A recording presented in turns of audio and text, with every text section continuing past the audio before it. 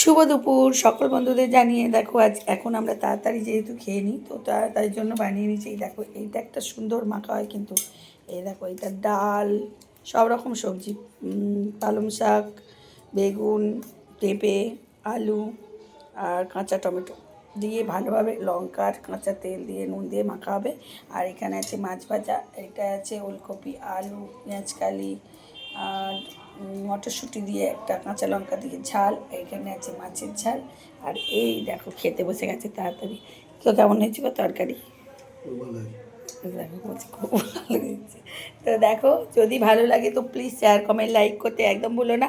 আর দুপুরের লাঞ্চ যদি প্রচুর প্রচুর শেয়ার করে দাও বন্ধুরা, নতুন বন্ধুরা চটজলদি আমার সঙ্গে জয়েন হয়ে যাও আর সাবস্ক্রাইব করে পাশে থাকো।